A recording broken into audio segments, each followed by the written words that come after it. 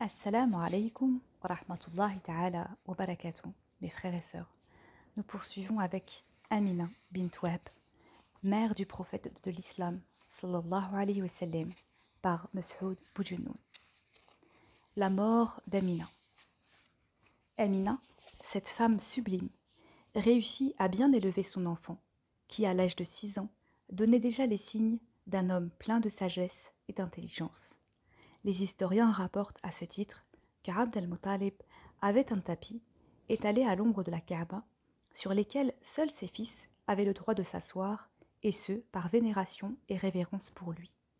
Lorsque Mohammed, sallallahu alayhi wa sallam, dont l'âge ne dépassait guère les 6 ans à l'époque, venait s'asseoir sur le tapis en question, ses oncles paternels le tenaient à distance.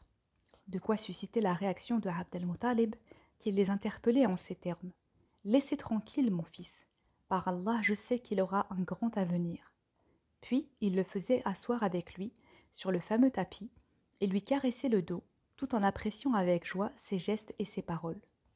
Amina bint Wahb aimait beaucoup parler à son enfant de son défunt père en lui rappelant les souvenirs de la vie passée ensemble. Quand Mohammed sallallahu alayhi wa sallam atteignit l'âge de 6 ans, sa mère le prit avec elle à Yathrib, l'actuelle Médine, pour se recueillir sur la tombe de son défunt père. Elle fut très touchée par la manière avec laquelle son fils se recueillait sur la sépulture de son père. Des larmes se mirent à couler de ses yeux, surtout lorsqu'elle se remémora les 10 jours de bonheur passés avec son défunt mari, un bel homme au caractère sublime. Ils restèrent pendant 1 mois à Médine, durant lequel Amina fit visiter à son fils les demeures des oncles de son grand-père Abd al-Muttalib, puis ils reprirent le chemin du retour vers la Mecque. En cours de route, Amina tomba subitement malade. Son état de santé se détériora davantage avant de rendre son âme pure du côté d'Al-Abwa, une région située entre la Mecque et Médine. Elle fut enterrée selon certains historiens du côté des ravins d'Abu Dhar à la Mecque. Mohammed, sallallahu alayhi wa sallam, n'avait que 6 ans quand il revint à la Mecque orphelin de père et de mère.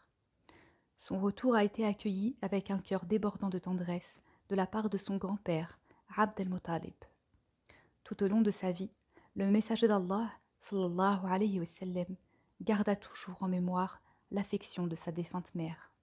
En effet, on rapporte que lors de son émigration vers Médine, il s'arrêta à El Abwa et dit: « C'est là où ma mère et moi avons fait halte. » En outre, il est rapporté dans les ouvrages Tabakat al-Kubra et Nihayat al-Irb que lorsque Mohammed sallallahu alayhi wa sallam se recueillit sur la tombe de sa mère Amina lors de la Umrah d'Al-Hudaybiyah, il éclata en sanglots et fit pleurer les musulmans qui étaient avec lui avant de leur dire: « Ce sont des larmes de miséricorde. » Il a dit également dans un hadith: « Si mes 2 géniteurs ou bien l'un d'entre eux était encore en vie et que ma mère m'appelait: Ô Mohammed, en pleine prière de la nuit, Aïcha, et après avoir récité la sourate al-Fatiha, je lui aurais répondu présent. » Tel fut le récit de la vie d'Amina, cette femme noble et sublime, dont la vie fut si brève et si éphémère, mais dont le souvenir, certes, restera impérissable et agréable de tout temps, parce qu'elle fut la femme choisie par la providence divine